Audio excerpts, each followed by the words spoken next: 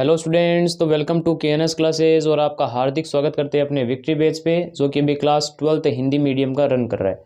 इससे पहले भी अपन ने बहुत सारे चैप्टर कवर किए हैं और आज हम लेके आए हैं उपसहसंयोजक यौगिक। ठीक है, और इसको अपन दो भाग में पढ़ेंगे।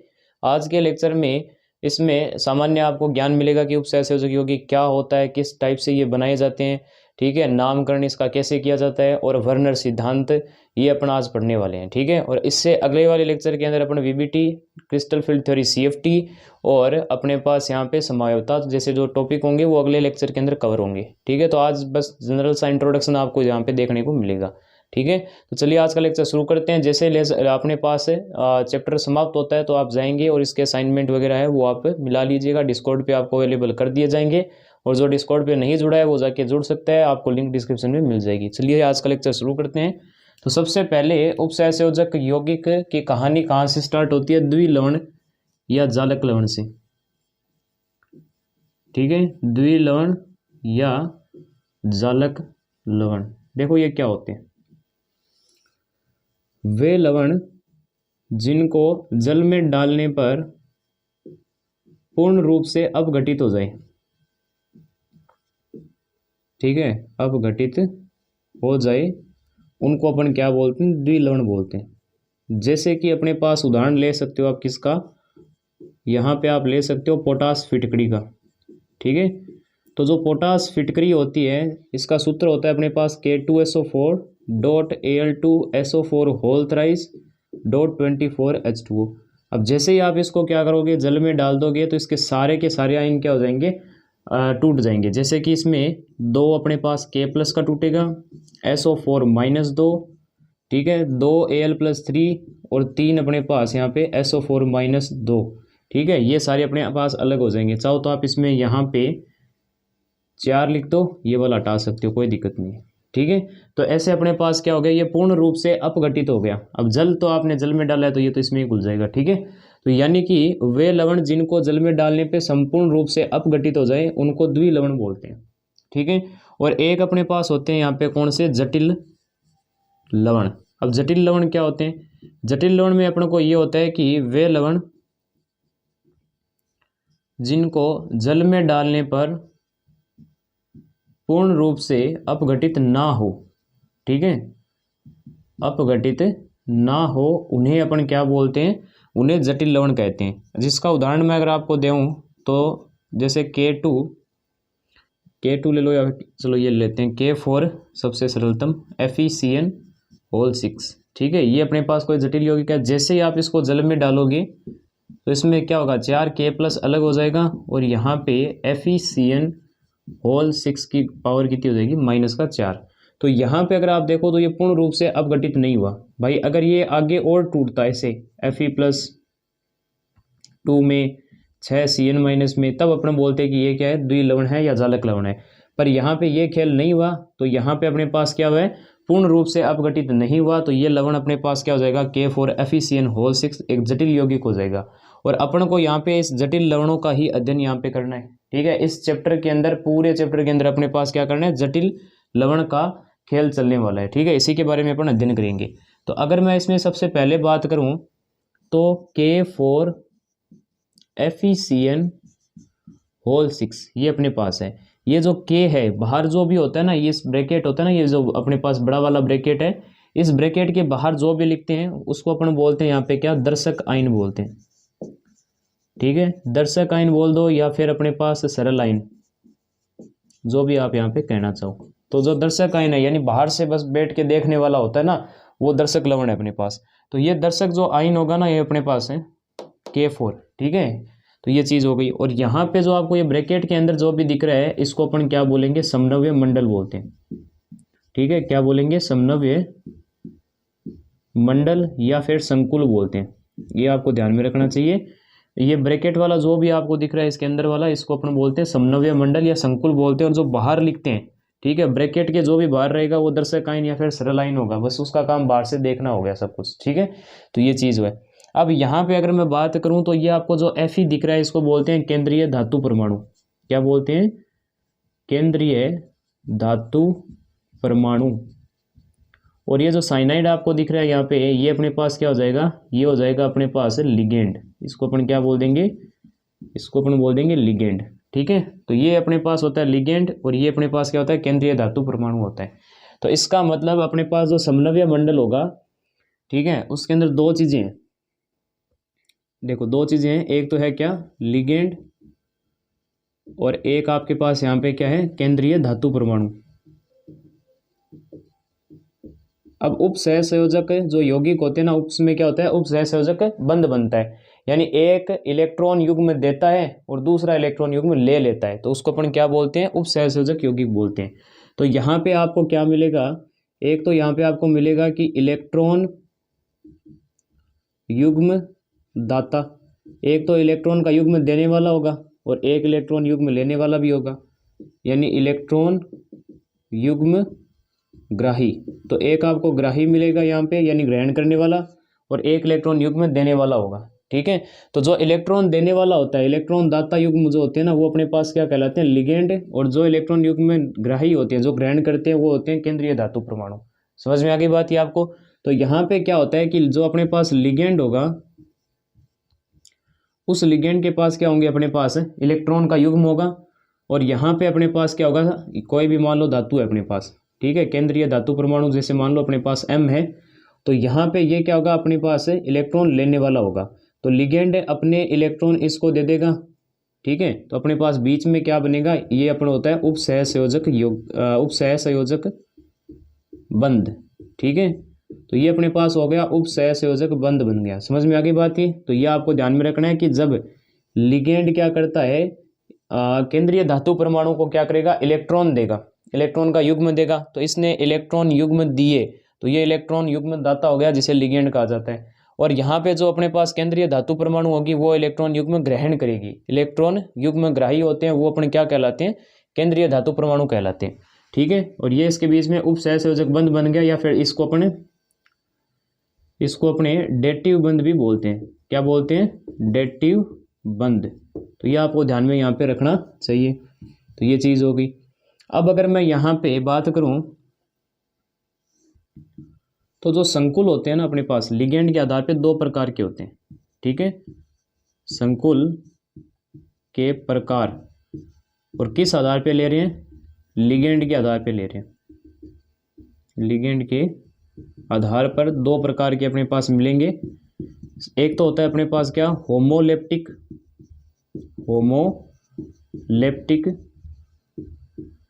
संकुल, और एक अपने पास यहाँ पे क्या होता है, हेट्रोलेप्टिक संकुल होता है।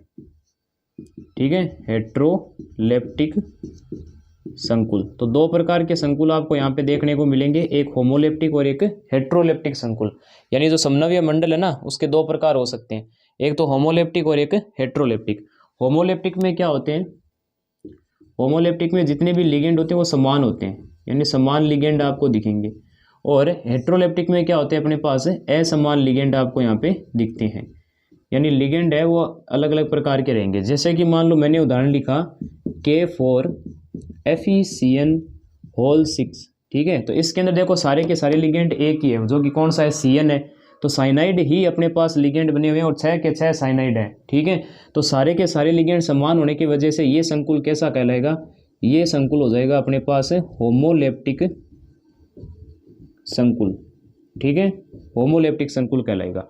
और अगर मैं इसमें ऐसे लिखता कि K4FeCN4 और Br2, अगर मैं ऐसे लिख देता, तो इसमें क्या हो गए, अपने पास दो अलग अलग प्रकार के लिगेंड हो गए। तो अगर असमान लिगेंड होते हैं, अलग अलग प्रकार के होते हैं, तो उसको अपन बोल देंगे क्या, हेट्रोलेप्टिक संकुल। ये चीज क्लियर हो गई। तो ये है अपने पास कि अगर एक जैसे लिगेंड होते हैं, ठीक है, समन्वय मंडल के अंदर, तो वो होता है होमोलेप्टिक संकुल, और अलग अलग प्रकार के लिगेंड है तो वो होता है हेट्रोलेप्टिक संकुल। ये संकुल के प्रकार हो गए लिगेंड के आधार पे। समझ में आ गई बात ये। तो ये आपको यहाँ पे ध्यान में रखना चाहिए। बाकी अगर यहाँ पे आप देखो तो आपके पास ये फॉर्मेट दिखेगा, ठीक है, ये फॉर्मेट आपको दिखेगा किसमें, जटिल लवणों के अंदर, या फिर जो जटिल यौगिक होगा ना उसका आपको पास ये फॉर्मेट दिखता है। जो ये ब्रैकेट होता है इसको समनव्य मंडल बोलते हैं। इसके अंदर दो चीज़ें होती है, एक तो केंद्रीय धातु परमाणु और एक लिगेंड। लिगेंड इलेक्ट्रॉन युग्म क्या करता है, देता है, और इलेक्ट्रॉन युग्म क्या होता है, केंद्रीय धातु परमाणु ग्रहण करता है। समझ में आ गई। तो समनव्य मंडल के अंदर दो चीज़ें हैं। और K4 जो बाहर लिखते हैं, इस ब्रैकेट के जो बाहर होता है उसको दर्शक आयन या सरल आयन बोलते हैं, बाहर से देखने वाला। ठीक है, तो पूरी कहानी को देखने वाला हो गया ये। तो ये चीज़ है, तो पहले आप ये नोट कीजिए, उसके बाद अपन आगे चलते हैं। तो नोट कर लीजिए। तो अब अपने आगे चलते हैं यहाँ पे और पढ़ेंगे ऑक्सीकरण अवस्था और समनव्य संख्या क्या होती है।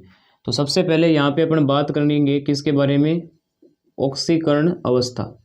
तो क्या होती है ऑक्सीकरण अवस्था, देखो ऑक्सीकरण अवस्था ये होती है कि किसी भी संकुल में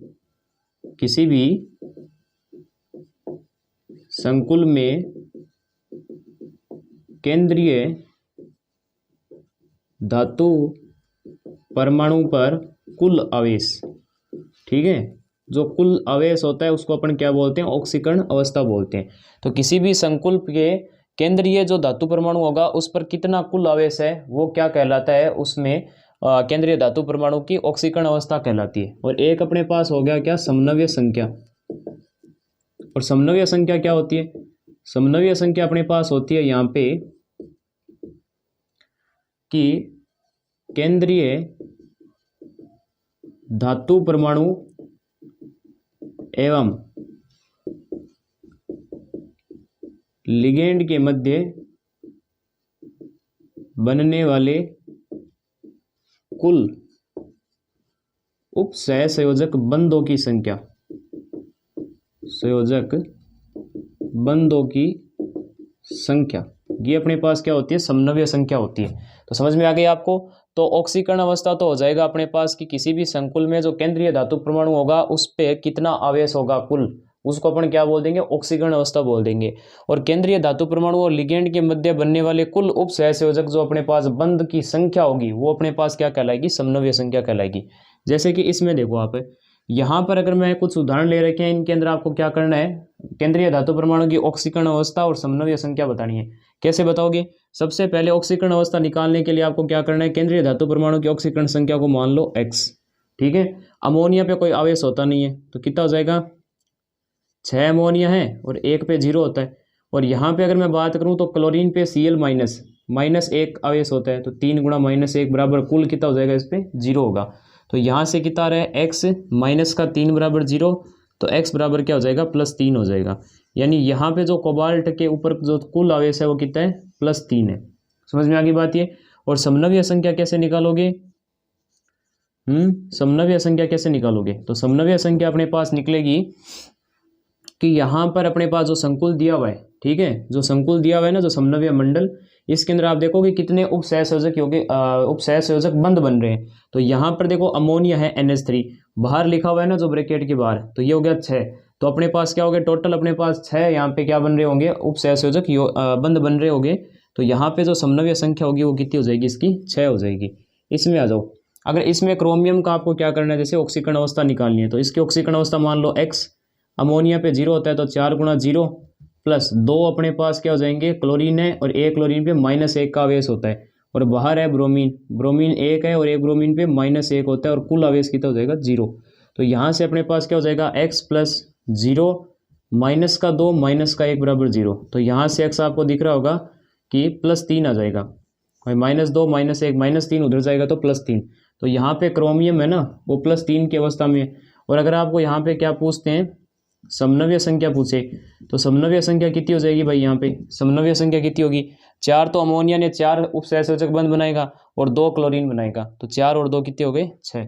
तो टोटल 6 अपने पास समनव्य संख्या हो गया। अब कई इसको भी जोड़ देते हैं, इसको नहीं जोड़ना, ये दर्शक आयन है, दर्शक आयन थोड़ी बनाता है उपसहसंयोजक बंध, ठीक है। उपसहसंयोजक बंध तो बनाएंगे लिगेंड, जितने लिगेंड होंगे उतने ही हो जाएंगे। पर ये ध्यान रखना, यहाँ पे आपको एक चीज़ बताएंगे अपन, ठीक है, मोनोदंतुक लिगेंड होने चाहिए ये। अब यहाँ पे अगर मैं बात करूँ तो Fe की ऑक्सीकरण संख्या मान लो x, ठीक है, 6 अपने पास साइनाइड है और एक साइनाइड पे -1 का आवेश होता है। और यहाँ पे क्या अपने पास बाहर दर्शक आयन है पोटेशियम और 4 है, और एक पोटेशियम पे +1 होता है, तो बराबर 0। तो यहाँ x माइनस 6 प्लस 4 बराबर कितना आ गया 0। तो x बराबर अपने पास -2 होगा, तो वहाँ जाएगा तो +2 हो जाएगा। तो यहाँ पे अपने पास जो आयरन है वो +2 की अवस्था में है। समझ में आ गई बात ये। और अगर समनव्य संख्या इसकी बात करें तो समनव्य संख्या कितनी हो जाएगी, समनव्य संख्या यहाँ कितनी हो जाएगी 6 हो जाएगी ना, क्योंकि 6 लिगेंड अपने पास है यहाँ पे, तो 6 उपसहसंयोजक बंध बनेंगे। यहाँ पे अगर देखो तो जिंक की निकालनी है, तो जिंक की मान लो x अपने पास, साइनाइड अपने पास 4 है, एक साइनाइड पे -1 होता है, और प्लस में अपने पास 2 सोडियम है, एक सोडियम पे +1 होता है, कुल आवेश हमेशा 0 ही रहेगा। तो यहाँ x -4 प्लस कितना हो जाएगा 2 बराबर 0। तो यहाँ आएगा x -2 बराबर 0, यानी x बराबर +2 आएगा। तो यहाँ पे जिंक कितनी में +2 की अवस्था में। और इस जगह पे अगर आपको पूछे अपने पास समनव्य संख्या कितनी होगी, तो समनव्य संख्या कितनी होगी भाई इसकी 4 हो जाएगी। ठीक है, कितनी होगी 4, क्योंकि यहाँ पे 4 अपने पास साइनाइड है ना, तो 4 क्या हो गया उपसहसंयोजक बंध बनेंगे। तो उपसहसंयोजक बंधों की जो संख्या होती है उसको अपन क्या बोलते हैं, समनव्य संख्या बोलते हैं। समझ में आ गई बात ये। तो ऐसा आपको ध्यान रखना है। अब अपने सिलेबस में अगर मैं बात करूँ तो अपने सिलेबस में वही जटिल यौगिक हैं जिनकी समनव्य संख्या या तो 4 है या तो 6 है। ठीक है, तो अपने सिलेबस के अंदर उन्हीं जटिलों यौगिकों का अपने पास अध्ययन करना है जिनकी समनव्य संख्या या तो 4 होती है या तो 6 होती है। ठीक है, तो और कोई सी भी समनव्य संख्या 5, 3, 2 या फिर अपने पास 8, 10, ठीक है, ऐसे अपने पास कोई भी जटिल यौगिक अपने सिलेबस में नहीं है। बस 2 ही आपको पढ़ने होते हैं। समनव्य संख्या या तो उसकी 4 होगी या तो उसकी 6 होगी। समझ में आ गई बात ये। तो पहले आप इसको नोट कीजिए, उसके बाद अपन आगे चलते हैं। तो कर लीजिए। तो अब अपने आगे चलते हैं और यहाँ पे पढ़ेंगे किसके बारे में, दंत्यता के बारे में और लिगेंड के प्रकार के बारे में। ठीक है, तो दंत्यता क्या होती है, देखो दंत्यता का मतलब होता है कि जो अपने पास लिगेंड है वो लिगेंड क्या करेगा, यहाँ पे इलेक्ट्रॉन युग्म दाता। ठीक है, तो लिगेंड अपने पास क्या होता है, इलेक्ट्रॉन युग्म दाता होता है। और किसको देता है, ये अपने युग्म केंद्रीय धातु परमाणु को देगा। ठीक है, केंद्रीय धातु परमाणु को देगा। तो एक समय में, ठीक है, एक समय पर अपने पास लिगेंड कितने इलेक्ट्रॉन के युग्म है वो प्रदान करता है, उसको अपन क्या बोलते हैं, दंत्यता बोलते हैं। समझ में आ गई ना बात ये। दंत्यता का मतलब है कि जो अपने पास लिगेंड होगा वो कितने इलेक्ट्रॉन युग्म है वो केंद्रीय धातु परमाणु को देगा, उसको अपन क्या बोल देंगे, यहाँ पे दंत्यता बोल देंगे। 1 देगा, 2 देगा, 3 युग्म देगा, 4 युग्म देगा। अब वो उस आधार पे अलग अलग प्रकार के अपने पास क्या होते हैं, लिगेंड होते हैं। तो अगर दंत्यता के आधार पर अगर मैं देखूं तो लिगेंड के अपने पास बहुत सारे प्रकार आपको मिलेंगे। जैसे सबसे पहला एक दंतुक लिगेंड। अब एक दंतुक जो लिगेंड होते हैं वो कौन से होते हैं, जैसे इसमें आपको उदासीन भी मिलेंगे, धनात्मक भी मिलेंगे और ऋणात्मक भी मिलेंगे। एक दंतुक का क्या मतलब हो गया कि एक समय पर केवल एक अपने पास इलेक्ट्रॉन युग्म को ये दे सकते हैं। जैसे कि अपने पास NH3 है जिसको अपन क्या बोलते हैं, एमीन बोलते हैं। ठीक है, ये लिगेंड के अपने नाम है जो कि IUPAC द्वारा सेट किए गए हैं। तो NH3 अपने पास जैसे ये है, तो NH3 के पास क्या होता है, एक अपने पास यहाँ पे क्या होता है, इलेक्ट्रॉन युग्म होता है। तो ये जो एकांकी इलेक्ट्रॉन का जो युग्म होगा ये क्या करेगा, अपने पास किसी केंद्रीय धातु परमाणु को दे देगा। तो एक समय पर ये एक इलेक्ट्रॉन का युग्म दे सकता है, तो इसलिए NH3 अपने पास किस में आ जाएगा, एक दंतुक लिगेंड में आ जाएगा। ठीक है, ऐसे ही H2O हो गया जिसको अपन एक्वा बोल देंगे। NO का मतलब नाइट्रोसील। ठीक है, ये भी होता है। PS3 फॉस्फीन होता है, CO कार्बोनिल और CS होता है थायोकार्बोनिल। ठीक है, तो ये सारे क्या करते हैं, एक एक इलेक्ट्रॉन देते हैं। और उदासीन है क्योंकि इनके ऊपर ना तो कोई धनात्मक आवेश होता है ना कोई ऋणात्मक आवेश होता है। अब आ जाओ धनात्मक में। आप कंफ्यूज होंगे कहाँ पे कि धनात्मक अपने पास लिगेंड कैसे मतलब इलेक्ट्रॉन दे सकते हैं। धनात्मक का मतलब होता है जिसके पास इलेक्ट्रॉन की कमी होती है, वो कहाँ से इलेक्ट्रॉन दे देंगे, तो वो भी दे सकते हैं पर कैसे देंगे। जैसे मान लो मेरे पास ये है N डबल बॉन्ड O और इसके ऊपर मान लो पॉजिटिव है अपने पास। ठीक है, या फिर मान लो इसमें मैंने 3 बंद बना लिए, तो N ट्रिपल बॉन्ड O है, इसके ऊपर प्लस है। अब ये ऑक्सीजन के पास तो प्लस है, ऑक्सीजन के पास बकायदा प्लस है यहाँ पे, पर ऑक्सीजन इलेक्ट्रॉन नहीं देता, यहाँ पे नाइट्रोजन इलेक्ट्रॉन दे देता है।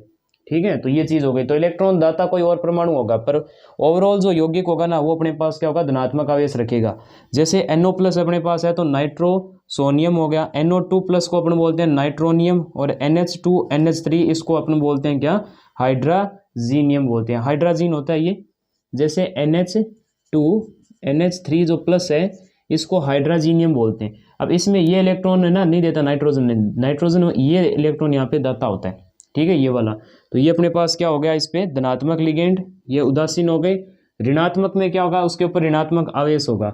जैसे फ्लोरीन है तो F माइनस होगा तो फ्लोरो लिख दो, Cl माइनस है तो क्लोरो, Br माइनस है तो ब्रोमो, I माइनस है तो आयोडो, O माइनस 2 है तो ऑक्सो, S माइनस 2 है तो सल्फो, OH माइनस है तो हाइड्रोक्सो, H माइनस है तो हाइड्रीडो।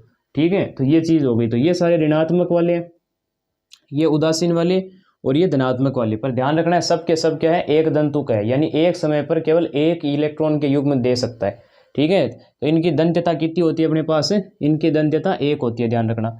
अब आ जाओ द्विदंतुक लिगेंड। अब इसमें क्या होता है कि वे लिगेंड जो एक समय पर क्या करते हैं, 2 इलेक्ट्रॉन के युग्म एक साथ दे सकते हैं, उनको अपन द्विदंतुक लिगेंड बोलते हैं। इसका 2 उदाहरण बड़े फेमस आपको दिखेंगे। जैसे एक तो दिखेगा EN, इसको अपन क्या बोलते हैं, इसको बोलते हैं अपने पास एथिलीन डाईएमीन। ठीक है, तो एथिलीन जो डाईएमीन होता है, संरचना कुछ इसकी आपको ऐसे दिखेगी, 2 कार्बन की है, यहाँ होगा NH2, यहाँ होगा NH2, बाकी आप है वो हाइड्रोजन से इसकी पूरी कर सकते हैं संयोजकता। तो यहाँ पर क्या होता है, ये होता है EN यानी एथिलीन डाईएमीन। तो एथिलीन डाईएमीन के अंदर क्या होता है अपने पास, ये 2 कार्बन हो गए तो एथिलीन बोल दिया, डाईएमीन मतलब 2 नाइट्रोजन वाला यौगिक हो गया, NH2 अमीन होता है ना, तो 2 अमीन है तो इसलिए डाईएमीन बोल दिया। अब एक समय पर ये अमीन भी क्या करता है, ये नाइट्रोजन भी इलेक्ट्रॉन देता है और ये भी दे देता है, तो 2 क्या हो गए अपने पास इलेक्ट्रॉन युग्म हो गए। तो 2 इलेक्ट्रॉन युग्म में एक साथ देता है EN, तो इस वजह से EN अपने पास क्या हो जाएगा, एक द्विदंतुक लिगेंड हो जाएगा। एक इसका आपको बने में एग्जाम्पल मिलेगा ऑक्सीलेटो का। ठीक है, तो जो ऑक्सीलेटो होता है इसकी संरचना आपको ऐसी मिलेगी। ठीक है, यहाँ पे आपके पास होगा डबल बॉन्ड O, यहाँ पे आपको मिलेगा O-, यहाँ मिलेगा आपको O-। ठीक है, तो ये अपने पास क्या होता है, यहाँ पे ऑक्सीलेटो होता है। ठीक है, ये चीज़ हो गई। अब ये एक समय पे क्या करता है अपने, ये ऑक्सीजन भी इलेक्ट्रॉन देता है, ये वाला भी इलेक्ट्रॉन का युग्म दे देता है। जैसे मान लो मेरे पास अगर कोई धातु आएगी तो इसको क्या होगा, एक समय पे दोनों क्या करेंगे, इलेक्ट्रॉन के युग्म प्रदान करेंगे। तो इसलिए ऑक्सीलेटो भी अपने पास क्या होता है, एक यहाँ पे द्विदंतुक लिगेंड होता है। और EN एथिलीन डाईएमीन भी क्या होता है अपने पास, द्विदंतुक लिगेंड होता है। फिर अपन यहाँ पे बात कर लेते हैं किसके बारे में, बहुदंतुक लिगेंड के बारे में। ठीक है, बहुदंतुक लिगेंड। बहुदंतुक लिगेंड कौन से होते हैं, जो एक समय पे क्या होते हैं, एक से ज़्यादा। हालांकि ये द्विदंतुक भी आप किस में ले सकते हो, बहुदंतुक में ले सकते हो, पर बहुदंतुक को एक अलग मैं पढ़ा रहा हूँ। मान लो कि 3 या 3 से अधिक मान सकते हैं। ठीक है, 3 या 3 से अधिक अगर इलेक्ट्रॉन के युग्म में एक साथ दिए जा रहे हैं तो वो लिगेंड क्या कहलाएगा, बहुदंतुक लिगेंड कहलाएगा। जैसे कि मान लो मेरे पास यहाँ पे एक एग्जाम्पल है, बड़ा फेमस एग्जाम्पल है, जो कि है EDTA। ठीक है, EDTA एथिलीन डाईएमीन टेट्रा, ठीक है, टेट्रा एसीटेट, ये इसका क्या होता है, फुल फॉर्म होता है। तो EDTA जो होता है एथिलीन डाईएमीन टेट्रा एसीटेट, ये भी एक क्या होता है अपने पास, बहुदंतुक लिगेंड होता है। इसका संरचना अगर आप देखो तो ऐसा दिखेगा कुछ, CH2। ठीक है, यहाँ पे अपने पास होगा N, यहाँ होगा N और इससे एसीटेट जुड़ेगा। ठीक है, एसीटेट अपने पास क्या होता है, 2 कार्बन वाला होता है ना यहाँ पे, तो CH3 COO-, ऐसे यहाँ पे जुड़ जाएगा CH3 COO-, ये एसीटेट जुड़ जाएंगे इसमें। समझ में आ रही है ना बात, ये COO-, ऐसे यहाँ पे CH3 COO-। तो ये अपने पास क्या होता है, EDTA होता है। ये एक साथ कितने अपने पास दे सकता है, ये एक साथ अपने पास 2 तो यहाँ से इलेक्ट्रॉन के युग्म देगा और एक यहाँ से मिलेंगे, तो 4 ये हो गए। ठीक है, तो टोटल अपने पास क्या होते हैं, 6, यानी इसकी दंत्यता कितनी होती है, 6 होती है। तो EDTA एक साथ क्या कर सकता है, अपने पास 6 इलेक्ट्रॉन के युग्म दे सकता है। ठीक है, 2 तो यहाँ से आ जाएंगे और 4 आएंगे इन कॉर्नर से। समझ में आ गई, तो टोटल 6 हो गई अपने पास। तो हेक्सादंतुक ये लिगेंड होता है EDTA। समझ में आ गई बात, ये चीज़ है। अब देखो यहाँ पे अपने पास अगला जो, अगर मैं यहाँ पे दंत्यता के बारे में बात करूँ तो आपको दिखेगा यहाँ पे उभयदंतुक लिगेंड। अब उभयदंतुक लिगेंड क्या होते हैं वो देखो। उभयदंतुक लिगेंड में क्या होता है कि वो लिगेंड जिसमें अपने पास क्या होता है, जो इलेक्ट्रॉन दाता जो परमाणु होता है ना, वो स्विच हो जाता है। यानी कि एक जैसे आपको मैं उदाहरण देता हूँ, जैसे मान लो अगर अपने पास ऐसे है CN और एक मान लो मैंने लिख दिया NC, तो यहाँ पर क्या होता है, इलेक्ट्रॉन दाता परमाणु कार्बन होता है, परंतु इसमें क्या हो जाता है, नाइट्रोजन होता है। समझ में आ गई ना बात। ये Cn माइनस में क्या होता है, कार्बन अपने पास इलेक्ट्रॉन दाता परमाणु होता है, जबकि Nc माइनस में क्या होता है, इलेक्ट्रॉन दाता परमाणु नाइट्रोजन होता है। समझ में आ गई ना बात ये। तो ये चीज हो गई। तो इसको अपन बोलते हैं यहाँ पे साइनो, और ये होता है अपने पास क्या, आइसोसाइनो। तो साइनो और आइसोसाइनो जो होता है अपने पास, ठीक है, ये अपने पास हो गया साइनो और वो हो गया आइसोसाइनो।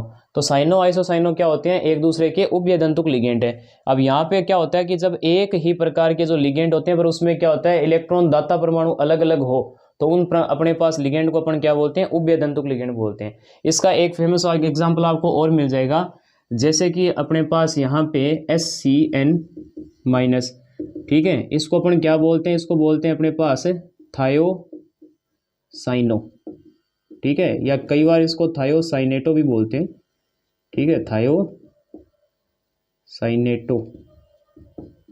तो ये भी इसको कई बार नाम दिया जाता है। और एक अपने NCS माइनस होता है, इसको बोलते हैं अपने पास क्या, आइसो थायोसाइनो, ठीक है। तो ये चीज हो गई। इसमें क्या होता है, इलेक्ट्रॉन दाता परमाणु सल्फर होता है और इसमें क्या होता है, नाइट्रोजन होता है।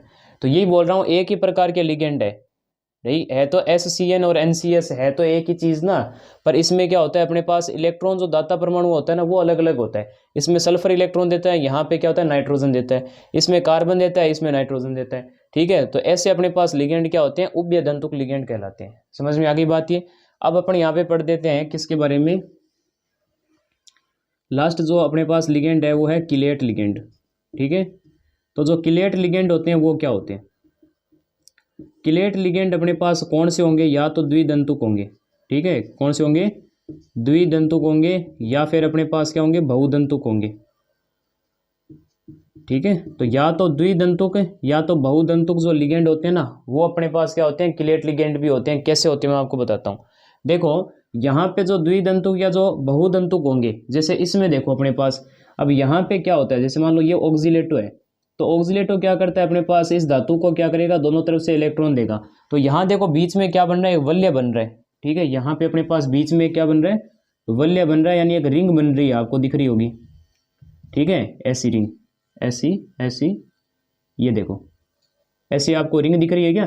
तो ये चीज हो गई। तो द्विदंतुक या बहुदंतुक क्या करते हैं, अपने पास जो लिगेंड होते हैं वो धातु परमाणु को इलेक्ट्रॉन देते हैं और इससे तो क्या होता है, एक वलय बन जाता है, ठीक है। तो ऐसे जो वलय बनता है ना, तो इसको अपन क्या बोलते हैं, यहाँ पे ये लिगेंड कहलाते हैं, कौन से, किलेट लिगेंड, ठीक है। वो लिगेंड जो अपने पास धातु परमाणु को इलेक्ट्रॉन दाता, यानी जो इलेक्ट्रॉन देने वाला हो गया ना लिगेंड, तो इलेक्ट्रॉन देकर क्या करता है, वलय बना लेता है।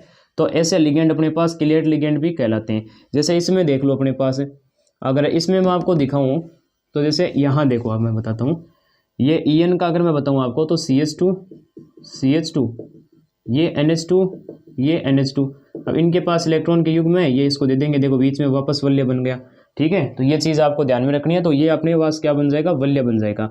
अब अगर मैं यहाँ पे कुछ इंपॉर्टेंट बात लिखूँ तो क्या हो जाएगा, ये हो जाएगा कि 5 या 6 सदस्य का जो वलय होता है, 6 सदस्य का जो वलय होता है ना वो बहुत ज़्यादा क्या होता है, स्थिर होता है, तो अधिक स्थिर रहेगा।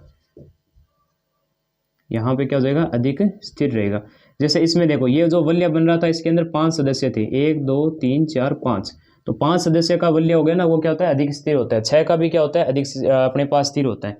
और अगर मैं वलय की संख्या लिखूं, ठीक है, वलय की संख्या यानी कितने अपने पास ऐसी रिंग बनेगी, कितने वलय बनेंगे, तो आप क्या करोगे, दंतुता, ठीक है, जो अपने पास है यहाँ पे जो दंत्यता होती है, ठीक है, तो जो दंत्यता होती है ना उसमें से -1 कर दो। जैसे कि ऑक्सीलेटो हो गया अपने पास, या फिर अपने पास जो En है, ठीक है, ये क्या है, अपने पास द्विदंतुक है, तो दंत्यता इनकी कितनी होगी, 2, 2 में से -1 करो तो 1, तो एक एक वलय बनेंगे इसमें। समझ में आ गई ना बात ये। तो ये चीज़ हो गई। जैसे EDT है, EDTA में क्या होता है, अपने पास 6 यहाँ पे इलेक्ट्रॉन दिए जाते हैं, इलेक्ट्रॉन के युग्म दिए जाते हैं ना, तो ये अपने पास हेक्सादंतुक होता है, तो 6 - 1 यानी 5 वलय बनेंगे। समझ में आ गई ना बात ये। तो ऐसे आपको ध्यान में रखना है, वलय की संख्या क्या होगी, दंत्यता -1 होगी, ठीक है, और अपने पास 5 या 6 सदस्य के जो वलय होंगे वो अधिक स्थिर होते हैं। तो ये मैंने आपको बता दिया।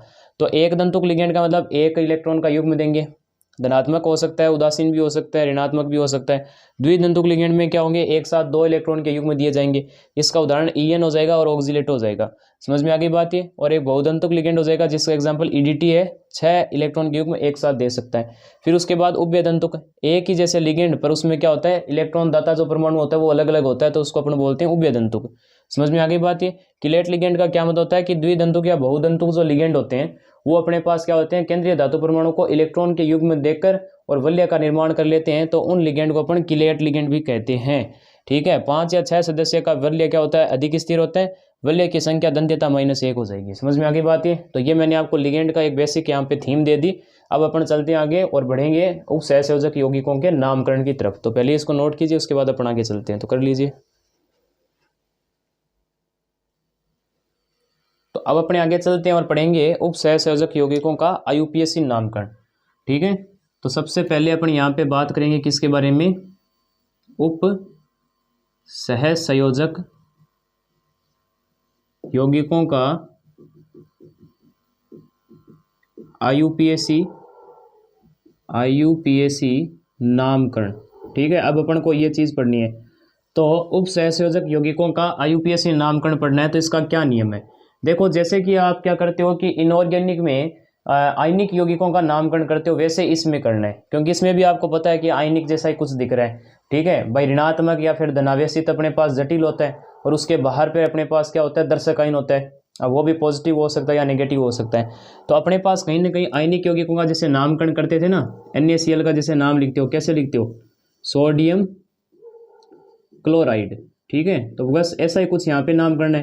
पहले किसका नाम लिखते हो आप, धनायन का, बाद में किसका लिखते हो, ऋणायन का। ठीक है, तो इसमें भी यही कुछ आपके रहेगा सीन। सबसे पहला अपने पास क्या हो जाएगा, पहले अपन क्या करेंगे, धनायन का नाम लिखेंगे, और उसके बाद अपन क्या करेंगे, ऋणायन का नाम लिखेंगे। समझ में आ गई बात ये, ऐसे ही कुछ करना है। दूसरा अपने पास क्या हो जाएगा भाई, अगर धनायन है तो डायरेक्ट उसका नाम आ जाएगा सोडियम, और जैसे Cl Br वगैरह ऐसे है तो जैसे आप लिखते थे क्लोराइड ब्रोमाइड, वैसे लिखना है। ठीक है, तो ये चीज़ हो गई।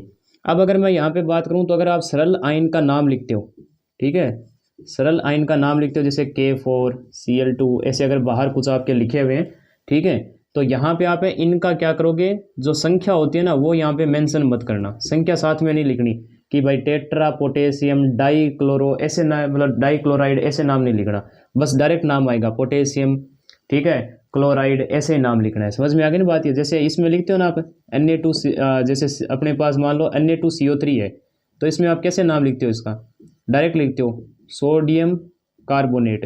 तो बस वैसे यहाँ पे आपको करना है, सोडियम कार्बोनेट नाम आ रहा है ना, तो सोडियम लिखते हो, डाई सोडियम थोड़ी लिखते हो, नहीं लिखते। तो वैसे आपको यहाँ पे करना है कि सरल लाइन का जब भी नाम लिखो, ठीक है, तो आपको क्या करना है, उनकी संख्या साथ में नहीं लगानी है, ध्यान रखना। तीसरा, जब भी आप जटिल जो अपने पास है उसका नाम लिखते हो, यानी कि समनव्य मंडल का अगर नाम लिखते हो, ठीक है, समनव्य मंडल का अगर या फिर संकुल का अगर नाम लिख रहे हो, ठीक है, तो अपने पास यहाँ पे क्या होगा, देखो जटिल बोल दो, समनव्य संख्या बोल दो, सॉरी समनव्य मंडल बोल दो, या फिर आप यहाँ पे क्या बोल सकते हो, संकुल, एक ही बात है, कुछ भी बोलो। तो ये चीज़ है। तो जब भी आप इसका नाम लिखते हो ना, तो पहले आपको क्या करना है, लिगेंड का नाम लिखना है। ठीक है, क्या करना है, लिगेंड का नाम लिखना है, और किसके अनुसार, अंग्रेजी वर्णमाला के अनुसार। जैसे कि मान लो लिगेंड में आपके पास Br2Cl2 है, तो पहले आप क्या लिखोगे, ब्रोमो, बाद में आप क्या लिखोगे, क्लोरो। ठीक है, ये अंग्रेजी वर्णमाला के अनुसार लिखना है आपको, ये चीज़ हो गई। और साथ में क्या करना है, लिगेंड की संख्या भी आपको लगानी है। अगर एक से अधिक बार कोई लिगेंड आता है ना, तो उसकी संख्या भी साथ में लिखनी है। इसलिए मैंने कहा था सरल आयन का तो नहीं लिखते, पर लिगेंड की संख्या जरूर लिखी जाती है। जैसे डाई ब्रोमो, डाई क्लोरो, ऐसे नाम लिखना है। ठीक है, तो 2 बार होता है तो डाई नाम यूज में आता है, 3 बार आता है तो ट्राई, 4 बार आता है तो टेट्रा, ठीक है, 5 बार आता है तो पेंटा, 6 बार आता है तो हेक्सा। तो ऐसे आपको नाम लिखने, समझ में आ गई बात ही। तो ये चीज़ हो गई। और चौथा अपने पास ये हो जाएगा कि अगर देखो, सबसे पहले तो लिगेंड का नाम लिख दिया, उसके बाद आप किसका लिख देना, यहाँ पे केंद्रीय धातु परमाणु का नाम आपके लिगेंड के लिखने के बाद लिखना है। ठीक है, तो केंद्रीय धातु परमाणु का नाम तो आप कहाँ कब लिखोगे, लिगेंड के नाम के लिखने के बाद लिखना है। समझ में आ गई बात ही। तो ये चीज़ है। और चौथा अपने पास ये है कि अगर लिगेंड में पहले से ही उसके नाम में डाई, ट्राई, टेट्रा अगर ऐसे नाम आ रखे हैं, ठीक है, अगर ऐसे नाम आ रखे हैं भाई, डाई, ट्राई, टेट्रा अगर लिगेंड में पहले से ही नाम आ रखे हैं, जैसे कि ईएन था तो उसके में क्या आया था, एथिलीन डाइअमीन, तो अपने पास यहाँ पे क्या होगा, एथिलीन डाइअमीन, डाई पहले से आ रखा है उसमें। या फिर ईडीटीए को देख लो, एथिलीन डाइअमीन टेट्रा एसीटेट, तो उसमें टेट्रा डाई पहले से लिखे हुए हैं। तो इसमें क्या करना होता है आपको, इसमें आप ऐसे करते हो कि डाई को हटा के आप वहाँ पे क्या लिखते हो, बिस लिखते हो। क्या लिखते हो, बिस, ठीक है। और ट्राई को हटा के वहाँ पे क्या लिखते हो, ट्रिस लिखते हो। टेट्रा को आपको वहाँ पे नहीं लिखना, टेट्रा मतलब ये है कि ईएन ऐसे नहीं लिखना, वहाँ पे आपको टेट्रा की जगह क्या लिखोगे, टेट्रा किस नाम लिखोगे, ठीक है। टेट्रा किस, पेंटा किस, हेक्सा किस, ऐसे नाम लिखोगे। समझ में आ गई ना बात ये। तो ऐसे आपको ध्यान में रखना है कि अगर लिगेंड के नाम में पहले से ही डाई ट्राई टेट्रा है तो वापस आपको डाई ट्राई टेट्रा नहीं लिखना, डाई इन या फिर ऐसे नहीं लिखना। तो यहाँ पे आपको डाई को क्या करना है, यहाँ पे डाई या फिर मतलब डाई की जगह बिस लिखना है, ट्राई की जगह ट्रिस लिखना है, टेट्रा की जगह टेट्रा किस लिखना है, पेंटा की जगह पेंटा किस लिखना है। समझ में आ गई बात ये। तो ये आपको यहाँ पे ध्यान में रखना चाहिए। और जब भी आप क्या करो, यहाँ पे केंद्रीय धातु परमाणु का नाम लिखो, ठीक है।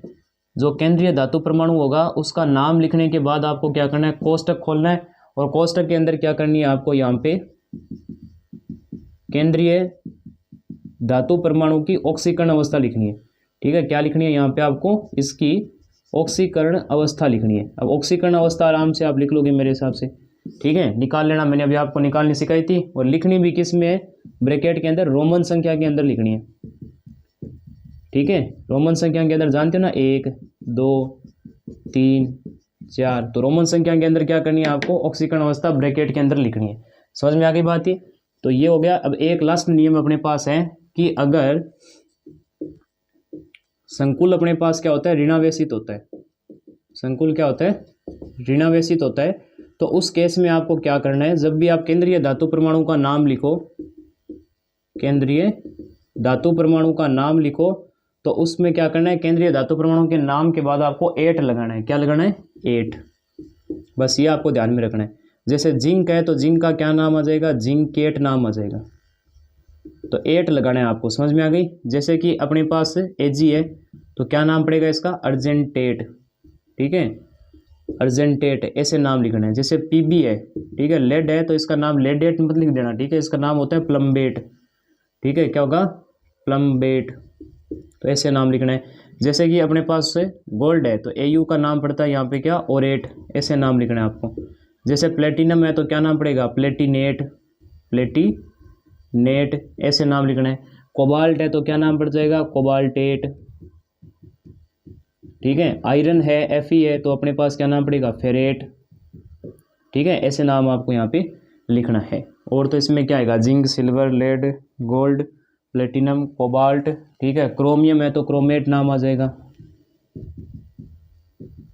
ठीक है।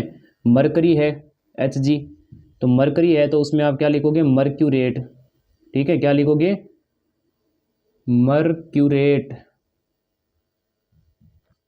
ऐसे लिखोगे, ठीक है। तो ये आपको ध्यान में रखना है।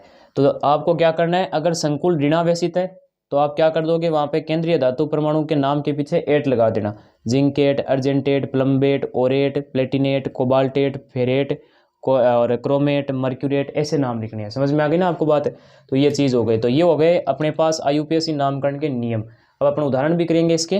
तो आपको ध्यान में रखना है कि पहले धनायन का नाम, बाद में ऋणायन का नाम, ठीक है। सरल आयन का नाम जब लिखते हो तो वहाँ पे उसकी संख्या साथ में नहीं लिखनी। तीसरा जाएगा कि जटिल या समन्वय मंडल या संकुल का नाम लिखो, तो उसमें पहले आप क्या करोगे, लिगेंड का नाम लिखोगे अंग्रेजी वर्णमाला के अनुसार, और लिगेंड की संख्या भी आप क्या करोगे, लिगेंड से पहले लिखोगे। समझ में आ गई। और अगर कोई भी लिगेंड 2 बार है तो डाई, ट्राई, टेट्रा, पेंटा, हेक्सा ऐसे लिखोगे। बाद में केंद्रीय धातु परमाणु का नामकरण करना है। अगर लिगेंड में पहले से डाई, ट्राई, टेट्रा नाम है तो इनको मत लगाना। कोई चीज़ 2 बार आ रही है तो बिस, ट्रिस, टेट्राकिस, पेंटाकिस ऐसे नाम आएगा। समझ में आ गई। केंद्रीय धातु परमाणु का नाम लिख के बाद में ब्रैकेट ओपन करना है, और ब्रैकेट में केंद्रीय धातु परमाणु की ऑक्सीकरण अवस्था लिखनी है रोमन संख्या के अंदर। फिर संकुल अगर ऋणावेशित है तो आपको केंद्रीय धातु परमाणु के पीछे क्या लगाना है, 8 लगाना है। जैसे zincate, argentate, plumbate, aurate, platinate, cobaltate, ferrate, chromate, mercurate, ऐसे नाम लिखने हैं। समझ में आ गई बात ये। तो पहले आप इसको नोट करो, उसके बाद अपन मैं यहाँ पे क्या करूँगा, यहाँ पे IUPAC नामकरण के उदाहरण करेंगे, ठीक है। तो पहले ये नोट कर लीजिए, उसके बाद अपन आगे चलते हैं। कर लीजिए। तो अब अपने आगे चलते हैं और इन उदाहरणों को करेंगे जिसके अंदर इनमें अपन को इनका IUPAC नामकरण करना है। जैसे सबसे पहला देखो, अगर आपको दे रखा है K3FeCN होल 6 और इसका बोले कि IUPAC नामकरण करो तो कैसे करोगे? पहले धनाइन का नाम लिखना है, तो धनाइन यहाँ पे अपने पास K3 है, ठीक है। तो अब इसका नाम ये अपने पास सरलाइन है और सरलाइन का अपने पास यहाँ पे संख्या नहीं लिखनी साथ में, ऐसे नहीं लिखना ट्राई पोटेशियम, बस डायरेक्ट लिखोगे क्या? पोटेशियम, ठीक है। उसके बाद समनव्य मंडल अपन को पास है, तो समनव्य मंडल है वो अपने पास देखो, इसमें क्या आएगा? +3 आएगा ना ऊपर, और यहाँ क्या आ जाएगा? -3 आएगा। समझ में आ गई बात ये? तो ये देखो ऋणावेशित है, और ऋणावेशित जब भी जटिल का नाम लिखते हो तो अपने पास क्या होगा? केंद्रीय धातु परमाणु का नाम लिखते समय पीछे 8 लगाओगे। अब ठीक है, तो ये चीज़ हो गई। तो पहले लिखो लिगेंड का नाम, 6 लिगेंड है तो नाम आएगा क्या? हेक्सासाइनो, ठीक है। और आयरन है अपने पास है, तो इसमें अपन आयरन नहीं लिखेंगे, ठीक है। अपन क्या लिखेंगे यहाँ पे? फेरेट नाम में यूज में लेंगे। क्यों लिया? क्योंकि समनव्य मंडल अपने पास यहाँ पे क्या है? किस में अपने पास रह गया? ऋणावेशित है, तो ऋणावेशित है तो पीछे 8 लगाओगे तो फेरेट हो गया। और यहाँ पे अब क्या करोगे? इसमें ब्रैकेट ओपन करोगे और इसमें क्या लिखोगे? इसकी ऑक्सीकरण अवस्था लिखोगे। और किस में लिखोगे? रोमन संख्या के अंदर। तो यहाँ पे +3 हो गया, तो 3 ये हो जाएगा +x, और ये हो जाएगा अपने पास -6, तो -6 और यहाँ पे +3, -3 बचेगा, यानी आयरन आएगा यहाँ पे +3 अवस्था में। तो रोमन संख्या के अंदर ऐसे लिख दोगे। इसका नामकरण करना है, जैसे कोबाल्ट NH3 और यहाँ पे 6 है। अब इसका नामकरण कैसे करोगे? यहाँ पे पहले लिखोगे किसमें? धनाइन का नाम, बाद में ऋणाइन का नाम लिखना है। तो धनाइन अपने पास समनव्य मंडल है, तो कैसे लिखोगे? यहाँ पे हेक्सा, NH3 आता है तो क्या नाम पड़ेगा लिगेंड का? अभी बताया था, एमीन। क्या नाम आएगा? Hexa amine. उसके बाद क्या आएगा? नाम आएगा डायरेक्ट कोबाल्ट। कोबाल्टेट मत लिख देना, क्योंकि कोबाल्टेट तब लिखते हैं जब समनव्य मंडल के ऊपर ऋणावेश आता, पर यहाँ तो अपने पास क्या है? धनावेश है, तो कोबाल्ट हो गया। और इसकी अपने पास ऑक्सीकरण अवस्था लिख दो, इसकी 0 हो जाएगी, -3 आएगा, तो यानी कि उधर जाएगा तो +3, तो 3 आ जाएगी, ठीक है। ये चीज़ हो गई। और यहाँ पे अपने पास फिर ऋणाइन का नाम लिख दो, तो क्या है? ऋणाइन, क्लोरीन है तो क्लोराइड नाम आ जाएगा, ठीक है। ऐसे लिखना है। जैसे इसका नामकरण करना है तो कैसे लिखोगे? ये भी अपने पास समनव्य मंडल धनावेश है, तो पहले धनाइन का नाम लिखो। कैसे लिखोगे? यहाँ पे एक तो एमीन है और एक क्लोरो है, ठीक है। अंग्रेजी वर्णमाला के अनुसार लिखना है, तो पहले आएगा एमीन, तो टेट्रा एमीन डाइक्लोरो, ठीक है। और क्रोमियम नाम आएगा। क्या नाम आएगा? क्रोमियम। क्रोमेट मत लिख देना, क्रोमेट तब आता जब इसके परिणावेश होता।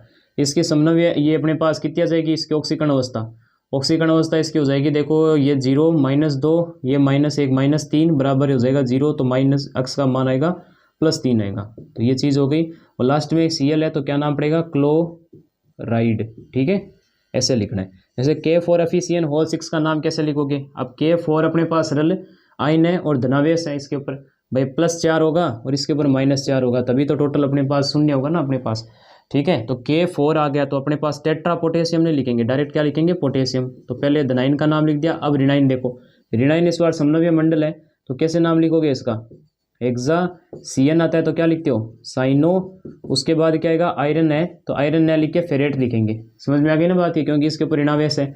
और यहाँ पे इसकी ऑक्सीकरण अवस्था मेंशन कर दो। यहाँ +4 है, यहाँ पे अब -6, तो -2 बचेगी, उधर जाएगा तो +2 हो जाएगा, ठीक है। ऐसे नाम लिखना है। जैसे इसमें देखो, इन दो को मैं लास्ट में कराता हूँ, पहले इसमें आ जाओ अपने पास। तो FeH2O होल 5 NOSO4 है, तो पहले इसके अंदर क्या है कि अपने पास समनव्य मंडल के ऊपर धनावेश है, तो कैसे नाम लिखोगे? H2O नाम आता है तो क्या लिखते हो? एक्वा, ठीक है। और NO क्या हो जाएगा अपने पास? नाइट्रोसोनियम। तो यहाँ पे अगर मैं बात बताऊँ आपको तो H2O है अपने पास, जिसका नाम एक्वा यानी A से शुरू होता है, और नाइट्रोसोनियम का N से शुरू होता है। तो अपने पास अंग्रेजी वर्णमाला के अनुसार पहले H2O का नाम आएगा। कैसे आएगा? पेंटा एक्वा नाइट्रोसोनियम, ठीक है। और इसका नाम क्या पड़ेगा? आयरन, ठीक है, आयरन। और ब्रैकेट के अंदर इसका ऑक्सीकरण अवस्था मेंशन कर दो। अगर इसकी X माने तो +5, H2O पे 0 हो जाएगी। नाइट्रोसोनियम पे कितना होता है अपने पास? +1 होता है, और -2 बराबर 0, तो X का मान कितना आ जाएगा? -1, यानी उधर जाएगा तो +1 आएगा, तो ये आ गया 1। और बाहर क्या है? SO4 है, तो क्या नाम पड़ता है? सल्फेट, ठीक है। तो ये चीज़ हो गई भाई, सल्फेट पड़ता है ना, Na2SO4 होता है, तो सोडियम सल्फेट नाम नहीं लिखते, तो बस वैसे यहाँ पे लिखना है। इसमें देखो Na2FeCN है, तो यहाँ पे आप कैसे लिखोगे बताओ? हैं, पहले धनाइन का नाम लिख दो, तो यहाँ पे क्या नाम आ जाएगा? सोडियम, डाई सोडियम मत लिख देना यहाँ पे, ठीक है, केवल सोडियम नाम आएगा। सरल लाइन लिखते हो तो नंबर नहीं लिखना। अब यहाँ पे क्या नाम आएगा, 6 साइनाइड है तो हेक्सा साइनो, भाई साइनो सी से शुरू होता है, नाइट्रोसोनियम एन, तो अंग्रेजी वर्णमाला के अनुसार साइनो पहले लिखा जाएगा। फिर क्या लिखोगे यहाँ पे, नाइट्रोसोनियम, ठीक है, और आयरन है, और ये इसके ऊपर देखो ऋणावेश आएगा, -2 आएगा ना भाई, एक सोडियम पे +1 होता है, 2 पे +2, तो यहाँ पे कितना हो जाएगा, -2। तो ये हो गया नाइट्रोसोनियम और फेरेट नाम आएगा, ठीक है, आयरन नहीं आएगा ना क्योंकि इसके ऊपर ऋणावेश है। तो यहाँ पे अपने पास इसकी ऑक्सीकरण अवस्था कितनी हो जाएगी बताओ, +2, ठीक है, और ये हो जाएगा -6 नाइट्रोसोनियम पे +1 बराबर 0। तो x का मान कितना आ रहा है यहाँ पे अपने पास है, x का मान भाई कितना आ रहा है अपने पास यहाँ पे, -3 +3 आ रहा है ना, तो यहाँ पे हो जाएगा फेरेट +3, ठीक है, ऐसे नाम लिखना है। जैसे इसमें लिखना है अपने पास, तो यहाँ पे कॉपर है NH3 और यहाँ पे होल 4 और SO4 है, तो कैसे नाम लिखोगे इसका, इसका नाम आ जाएगा क्या, टेट्रा एमीन, ठीक है, कॉपर डायरेक्ट नाम आएगा, ठीक है, क्यूप्रेट मत लिख देना, यहाँ पे कॉपर आता है तो क्यूप्रेट नाम लिखते हैं, ठीक है। और यहाँ पे अपने पास क्या हो जाएगा, इस पे 0 इस पे -2 तो +2 आएगा, और पीछे क्या लग जाएगा, सल्फेट, ठीक है, पहले धनाइन बाद में ऋणाइन। अब यहाँ पे COEN होल ट्वाइस और Cl2, और यहाँ पे बाहर है NO3, तो कैसे नाम लिखोगे इसका, भाई ये है EN, ठीक है, इथाइलिन डाईअमीन आ जाएगा, और यहाँ क्लोरो, तो पहले नाम किसका आएगा अपने पास, क्लोरो का आएगा, तो यहाँ लिख दो पहले डाई क्लोरो, और यहाँ पे अपने पास बाहर कितना है, यहाँ पे EN के बाहर है 2, ठीक है, तो यहाँ डाई मत लगा देना क्योंकि EN में पहले से ही डाई है, समझ में आ रही ना बात, ये इथिलीन डाई एमीन पहले से नाम है, तो यहाँ पे आप क्या लिखोगे, बिस नाम लिखोगे, क्या लिखना पड़ेगा आपको यहाँ पे, बिस, ठीक है, यहाँ पे आपको नाम लिखना है क्या, बिस नाम लिखना है, तो ये चीज़ हो गई। तो यहाँ पे आप लिख दोगे बिस एथिलीन डाई एमीन, ठीक है, ये चीज़ हो गई। और उसके बाद अपने पास क्या है, कोबाल्ट है, तो डायरेक्ट नाम आएगा कोबाल्ट, कोबाल्टेट नहीं आएगा, ठीक है, समनव्य मंडल पे यहाँ पे क्या है आपके पास, प्लस का NO3 है ना, तो यहाँ पे +1 आएगा, तो ये चीज़ हो गई। तो कोबाल्ट हो गया अपने पास, और कोबाल्ट की ये कितनी हो जाएगी अपने पास, EN पे कोई आवेश होता नहीं है, ठीक है, Cl पे -2 का हो जाएगा, और उस पर कितना हो जाएगा, -1, तो -3 आएगा, यानी कोबाल्ट +3 के अंदर है यहाँ पे, ठीक है, और बाहर क्या नाम पड़ेगा, नाइट्रेट, ठीक है, तो ये चीज़ आपको ध्यान में रखनी है। इसका नाम लिखना है जैसे, तो कैसे लिखोगे इसका नाम भाई, इसका नाम कैसे लिखोगे, पहले आ जाएगा पोटेशियम, ठीक है, उसके बाद अपने पास क्या है, टेट्रा, OH को क्या लिखते हो आप, हाइड्रोक्सो, ठीक है, और समनव्य मंडल पे नेगेटिव चार्ज है, तो कैसे लिखोगे इसको, जिंकेट नाम लिखोगे, ना कि जिंक, ठीक है, तो जिंकेट, और ब्रैकेट में क्या आ जाएगा अपने पास, यहाँ पे ब्रैकेट में आवेश कितना आएगा भाई, +2, यहाँ पे -4 है, तो -2 बचेगा, उधर जाएगा तो +2, ठीक है। यहाँ देखो इसका क्या नाम होता है, ये इंपॉर्टेंट है भाई, ठीक है, इसका क्या नाम होता है, इसका नाम होता है टेट्रा कार्बोनिल, ठीक है, CO का नाम क्या होता है, कार्बोनिल, तो टेट्रा कार्बोनिल, और यहाँ पे आपके पास आ जाएगा निकल, और निकल का यहाँ पे ये कितना है, ऑक्सीकरण अवस्था 0 रहेगी, क्योंकि CO कार्बोनिल पे कुछ नहीं होता, उदासीन होता है, तो ये 0, ठीक है। और यहाँ पे अपने पास क्या हो जाएगा, Ni में अपने पास कितना हो जाएगा, इसका x मान लो, तो +4 × 0 = 0, तो निकल का 0 आएगा, ठीक है। अब इन दो केस पे आ जाओ, यहाँ H है, यहाँ पर H2 है, ठीक है, तो ये अपने पास क्या होंगे, जैसे जल में इनको डालोगे तो यहाँ पे सरल जो आयन होंगे वो तो बाहर हो जाएंगे। अब H+ देने वाले क्या होते हैं, अम्ल, अपन क्या होता है, अम्ल लिखते हैं भाई, पीछे अम्ल लगाते हो ना, तो ये चीज़ होगी, जैसे H2SO4 है तो सल्फ्यूरिक अम्ल नाम आता है, लास्ट में अम्ल नाम आता है, जैसे HNO3 होता है तो नाइट्रिक अम्ल नाम आता है, HCl होता है तो हाइड्रोक्लोरिक अम्ल नाम आता है। तो जो H+ देते हैं उसके नाम के पीछे अम्ल लगाते हैं, कुछ ऐसा यहाँ पे करना है। पहले तो अपने पास समनव्य मंडल का नाम लिख दो, तो क्या हो जाएगा, टेट्रा क्लोरो, ठीक है, और ऋणावेश है इसके ऊपर, तो इसका नाम क्या होगा, अर्जेंटेट होगा। और लिखोगे कैसे इसको लिखोगे अर्जेंटेनिक अम्ल, ऐसे नाम आएगा इसका। और अर्जेंटेनिक अम्ल लिखने के बाद इसकी क्या लिख देना आप, यहाँ पे ऑक्सीकरण अवस्था लिख देना, ठीक है। कितनी हो जाएगी ऑक्सीकरण अवस्था भाई, +2 -4 आ जाएगा यहाँ पे, तो -3 बचेगा, तो यहाँ पे आ जाएगा +3। जैसे इसका नाम लिखना है तो कैसे लिखोगे इसका नाम भाई, इसका नाम लिखोगे आप हेक्सा क्लोरो ठीक है, और इसका नाम क्या जाएगा अपने पास, प्लेटिनेट होता है ना, तो प्लेटिनिक अम्ल, और प्लेटिनिक अम्ल के बाहर इसकी ऑक्सीकरण अवस्था कितनी हो जाएगी बताओ, +2 -6 यानी 4 आएगी। तो यहाँ पे लिख दोगे आप क्या, 4। बस ऐसे अपने पास इनके नामकरण करने होते हैं, ठीक है। तो ये चीज़ हो गई। अब अपन को क्या पढ़ना है, यहाँ पे अपन को पढ़ना है उपसहसंयोजक यौगिकों में आबंधन, ठीक है। तो अपने पास यहाँ पे हो जाएगा अब अगला टॉपिक उपसहसंयोजक यौगिकों में बंधन। तो बंधन अपन को पढ़ना है, इसके अंदर 3 सिद्धांत दिए गए थे, ठीक है। सबसे पहला आता है जिसको अपन बोलते हैं वर्नर सिद्धांत।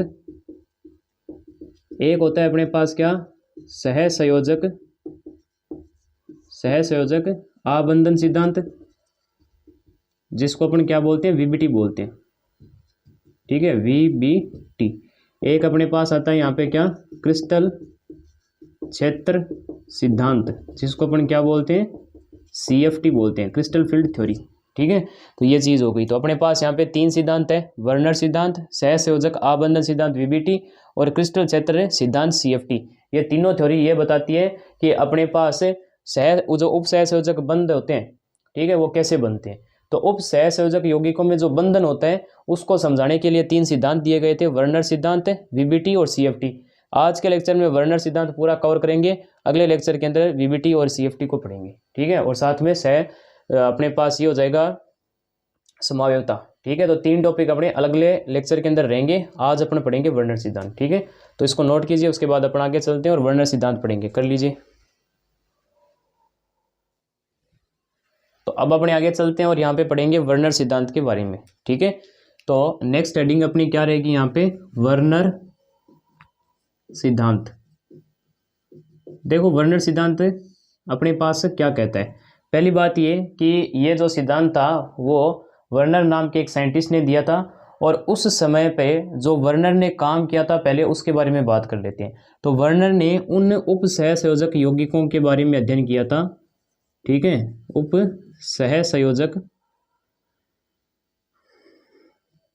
सहसंयोजक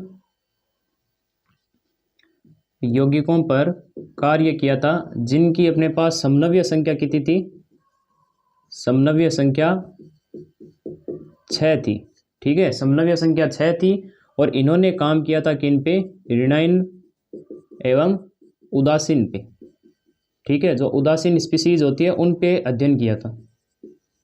तो ये आपको ध्यान में रखना, इन्होंने अध्ययन किस पे किया, तो इन्होंने अध्ययन किया किस पे, समनव्य संख्या जिनकी 6 थी, ठीक है, और ऋणायन और उदासीन स्पीसीज पे इन्होंने अध्ययन किया था। इनके अलावा इन्होंने किसी चीज पर भी अध्ययन नहीं किया है। तो वर्नर सिद्धांत कहाँ पर लगाया जा सकता है, वर्नर सिद्धांत लगाया जा सकता है अपने पास समनव्य संख्या 6 के लिए, और अपने पास ऋणायन एवं उदासीन स्पीसीज पे लगाया जा सकता है। इन्होंने अपने पास उपसहसंयोजक यौगिकों की जो रिप्रेजेंटेशन है, ठीक है, जो उपसहसंयोजक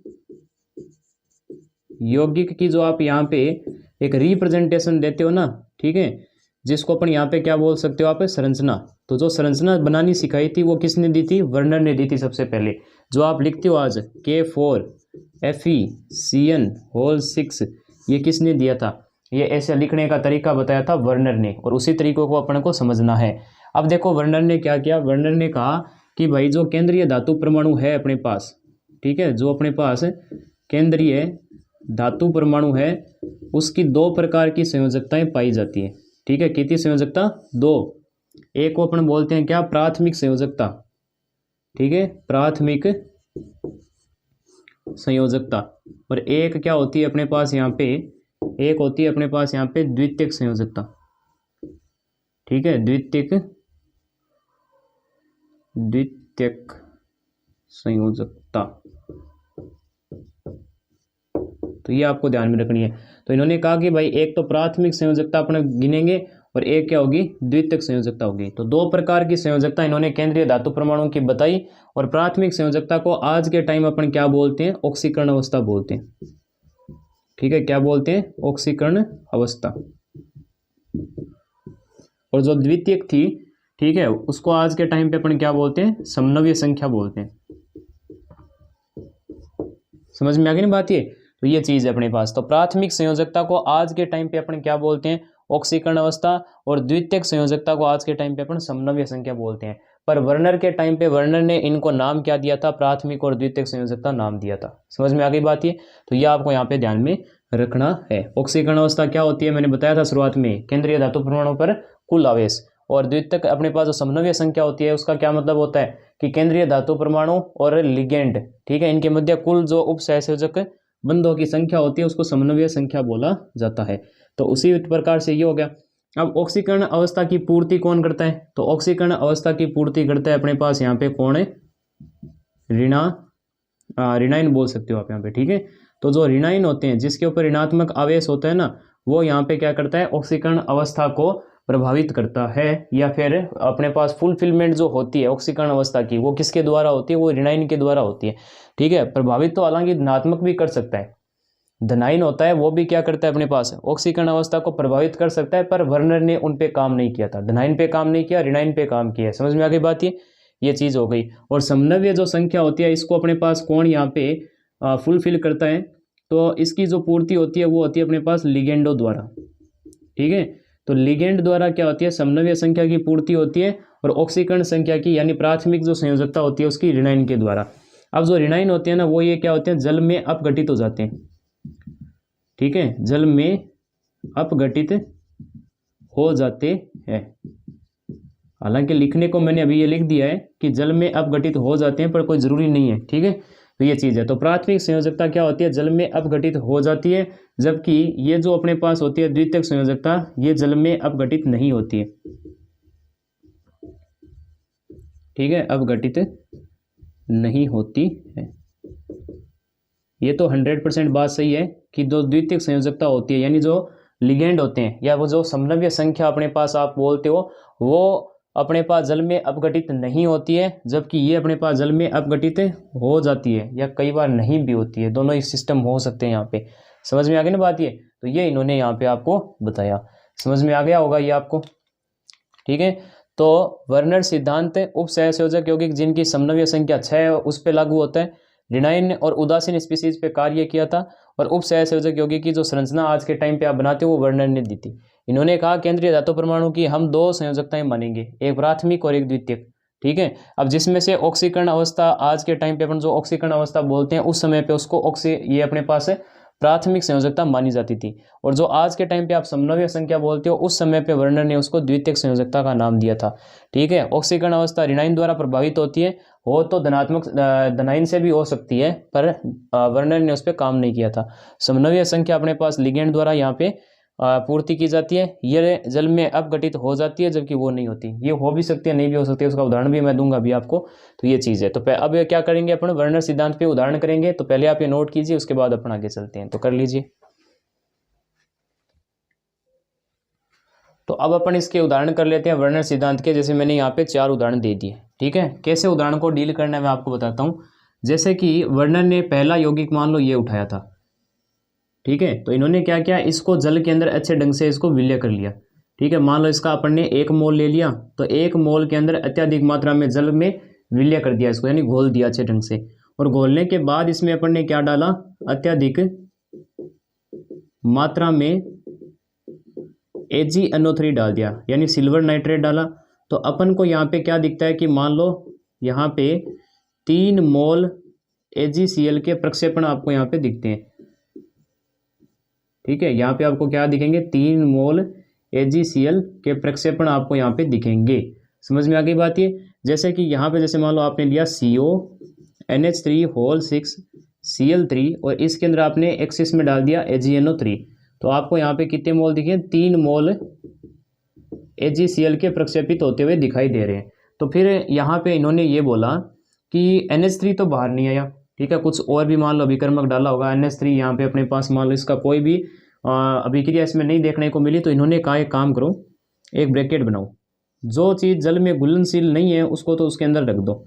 जैसे कि ये अपने पास घुलनशील नहीं हुआ, और इन्होंने कहा बाहर वो रख दो जिसके अपने पास यहाँ पे प्रक्षेपण बने थे। तो इन्होंने कहा कि इस उपसहसंयोजक यौगिक का अपने पास क्या होगा, ये सूत्र रहेगा। समझ में आ गई ना बात ये। तो ये चीज़ हो गई। जैसे अपने पास Cl3 है, मैंने शुरुआत में जब लेक्चर स्टार्ट किया था तो उसी समय पे बता दिया था कि जो सरल आयन या दर्शक आयन होता है वो जल में घुलनशील होता है। तो जैसे ये बाहर निकला होगा तो Cl- और यहाँ पे Ag+, इन्होंने AgCl बना लिया, और AgCl श्वेत प्रक्षेपण होता है तो वो नीचे बैठ जाएगा। ठीक है, तो ये चीज़ हो गई। अब इसमें अगर मैं बात करूँ तो Cl3 ये जो अपने पास है, ठीक है, इसके ऊपर क्या होता है Cl-, तो ये अपने पास क्या ऋणायन है ना, और ऋणायन अपने पास किसको ये है कि पूर्ति करता है, किस चीज़ की पूर्ति करता है, प्राथमिक संयोजकता की। तो ये Cl3 अपने पास क्या हो जाएगी, प्राथमिक संयोजकता हो जाएगी, यानी ऑक्सीकरण अवस्था को ये क्या करता है, अपने पास प्रभावित करता है। ठीक है, NH3O6 क्या ये ऋणायन है, नहीं है, ऋणायन नहीं है, तो अपने पास ये लिगेंड है। ठीक है, तो लिगेंड अपने पास क्या होते थे अपने उस समय पे, द्वितीयक संयोजकता। समझ में आ गई बात ये। तो ये चीज़ हो गई। और प्राथमिक संयोजकता कितनी है, 3 है, और यहाँ पे द्वितीयक संयोजकता कितनी है, 6 है। ठीक है, इसका मतलब केंद्रीय धातु परमाणु की अपने पास है ऑक्सीकरण अवस्था कितनी होगी, ऑक्सीकरण अवस्था कितनी होगी अपने पास, 3 होगी, और समन्वय संख्या कितनी होगी इसकी, समन्वय संख्या अपने पास होगी इसकी कितनी, 6।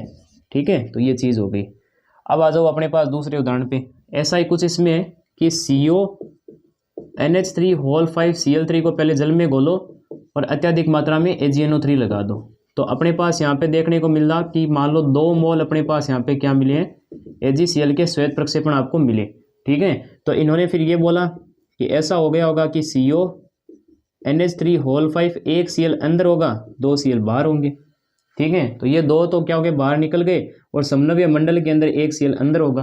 ठीक है, तो ये इन्होंने ऐसा कुछ यहाँ पे बताया। तो ये Cl- है, तो ये अपने पास क्या होगा, प्राथमिक संयोजकता होगी। क्या होगी, प्राथमिक संयोजकता। और यहाँ पे ये जो क्लोरीन है ये क्या है, ये भी ऋणावेशित है, तो ये भी क्या होगा अपने पास, प्राथमिक संयोजकता होगी। पर प्राथमिक संयोजकता के साथ साथ यहाँ पे ये क्या होगा अपने पास है, द्वितीयक संयोजकता भी होगी। कैसे होगी द्वितीयक संयोजकता, क्योंकि ये लिगेंड भी तो है, तो लिगेंड अपने पास क्या होते हैं, द्वितीयक संयोजकता में भी आते हैं, और ऋणावेशित है, तो इस वजह से ये अपने पास क्या हो गया, प्राथमिक संयोजकता, दोनों में गिना जाएगा। और NH3 ये ऋणावेशित नहीं है तो प्राथमिक तो नहीं है, पर लिगेंड तो है ये, तो इसलिए ये क्या हो जाएगा अपने पास है, द्वितीयक संयोजकता हो जाएगी। समझ में आ गई बात ये आपको। ठीक है, और अगर मैं यहाँ पे बात करूँ तो प्राथमिक संयोजकता की संख्या कितनी है बताओ, प्राथमिक संयोजकता कितनी है, प्राथमिक संयोजकता आपको यहाँ पे दिख रही होगी, 2 तो ये, 1 ये, तो 3 हो गई। और समन्वय संख्या कितनी है, ठीक है, जिसको अपन क्या बोल रहे हैं, द्वितीयक संयोजकता बोल रहे हैं, कितनी होगी बताओ, हैं भाई, ये एक देखो, ये और ये 5 और 1 6 होंगी टोटल। ठीक है, तो ये चीज़ हो गई। तो इसलिए मैं बोल रहा था प्राथमिक संयोजकता, उसमें तो मैंने लिखा था कि जल में घुलनशील होती है। ठीक है, पर यहाँ पे ये नहीं घुला। ठीक है, तो जल में ये अपघटित नहीं हुआ। तो दोनों ही काम मैंने कहे थे कि कई बार हो भी सकता है, कई बार नहीं भी हो सकता। अब इसमें आ जाओ, जैसे मान लो इसको मैंने क्या किया, यहाँ पे AgNO3 में डाला, तो मेरे को मान लो यहाँ पे 1 मोल का श्वेत प्रक्षेपण आपको यहाँ पे देखने को मिला। तो आपने कहा ठीक है, कोई दिक्कत नहीं है। यहाँ पे कुछ ऐसा हुआ होगा कि CONH3 और 2 Cl अंदर होंगे, 1 Cl बाहर होगा, तो 1 Cl ने 1 मोल क्या कर लिया, यहाँ पे प्रक्षेपण बना लिया होगा। अब ये Cl जो है ये अपने पास प्राथमिक भी है, और साथ में ये प्राथमिक अपने पास संयोजकता हो जाएगी। ये जो Cl2 है ये प्राथमिक भी है, और साथ में क्या होंगे, द्वितीयक भी होंगे, क्योंकि लिगेंड भी है और ऑक्सीकरण अवस्था को प्रभावित भी करेंगे। और ये वाले जो चारों हैं ये क्या होंगे अपने पास, केवल द्वितीयक होंगे, क्योंकि लिगेंड है। तो प्राथमिक की संख्या कितनी हो गई, 2 और 1 3, और द्वितीयक की कितनी हो गई अपने पास, 4 और 2 कितने हो गए, 6। तो ये चीज़ हो गई। तो ऐसे यहाँ पे आप वर्नर का सिद्धांत लगाते हो। जैसे इसमें आप क्या करोगे, AgNO3 डालोगे, तो मान लो यहाँ पे आपके पास कोई श्वेत प्रक्षेपण नहीं दिखा, तो फिर वर्नर ने कहा कि ये यौगिक कुछ ऐसा दिखता है, NH3 और Cl3 क्या होंगे, अंदर होंगे। यहाँ 3 लगा लेते हैं, तो यहाँ पर भी क्या होगा, 3 होगा। तो यहाँ पे अपने पास क्या होगा कि Cl3 है, ये अपने पास क्या हो जाएगी, प्राथमिक संयोजकता हो जाएगी। ठीक है, और साथ में द्वितीयक भी होगी, क्योंकि लिगेंड भी है और ऋणावेशित भी है। और NH3 कोई क्या अपने पास उदासीन है, तो ये अपने पास क्या होगा, केवल द्वितीयक संयोजकता होगी। तो प्राथमिक संयोजकता की संख्या कितनी हो गई, 3, और अच्छा प्राथमिक की 3 हो गई, और द्वितीयक की कितनी हो जाएगी अपने पास, 3 ये और 3 ये, तो टोटल 6। समझ में आ गई ना बात ये। तो ये चीज़ हो गई। अब आते हैं अपने पास क्या कि वर्नर के सिद्धांत के अपने पास प्रायोगिक जो सत्यापन है वो बताओ। तो प्रायोगिक सत्यापन तो पहला तो यही हो गया कि अपने पास कोई भी एक निर्धारित अभिकर्मक डालने पे प्रक्षेपण बैठ रहा है। तो एक तो ये हो जाएगा भाई, इसके अंदर अपने पास 3 मोल बैठे, इसमें 2, इसमें 1 मोल, इसमें बिल्कुल भी नहीं बैठा। तो एक उपयुक्त अभिकर्मक मिलाने पे ठीक है अपने पास प्रक्षेपण मिलेगा आपको। ठीक है, तो एक तो ये हो जाएगा। दूसरा हो जाएगा यहाँ पे क्या कि विलयन की जो चालकता होगी वो भी क्या होगी अपने पास प्रभावित होगी। ठीक है, चालकता अपने पास क्या होती है, समानुपाती होती है। किसके अपने पास यहाँ पे विलयन की चालकता समानुपाती होती है आयनों की संख्या पर, आयनों की संख्या पर। ये प्रायोगिक सत्यामान बता रहा हूँ कि ये कैसे मतलब दिखा होगा उनको। तो पहला तो ये हो गया कि भाई अभिकर्मक मिलाने पे आपको प्रक्षेपण मिल रहा है। दूसरा क्या होता है कि यहाँ पे विलयन की चालकता भी प्रभावित होती है। तो विलयन की चालकता समानुपाती होती है किसकी, आयनों की संख्या पर। अगर मैं इसको जल में घोला, ठीक है, तो 3 आयन इसके बैठेंगे, 1 आयन इसका बैठेगा। तो टोटल कितने आयन हो गए इसमें, पहले वाले उदाहरण में 4 आयन हो गए। ठीक है, दूसरे वाले उदाहरण में अगर मैं देखूं तो 2 यहाँ पे और 1 ये, भाई 2 तो ये अलग हो जाएगा, 2 Cl माइनस, और 1 इसके ऊपर ये अपने पास +2 होगा। तो यहाँ पे टोटल आयन कितने हो गए, 3। तो दूसरे में आ रहे हैं 3। तीसरे में अगर आप देखो तो तीसरे में अपने पास क्या होगा, 1 ये आयन है, 1 ये आयन है। तो टोटल कितने हो गए, 2 आयन। और चौथे में अपने पास केवल 1 ही है। ठीक है, तो आयन की संख्या आप देख रहे हो, पहले में ज़्यादा है, दूसरे में कम, तीसरे में और कम, और चौथे में सबसे कम।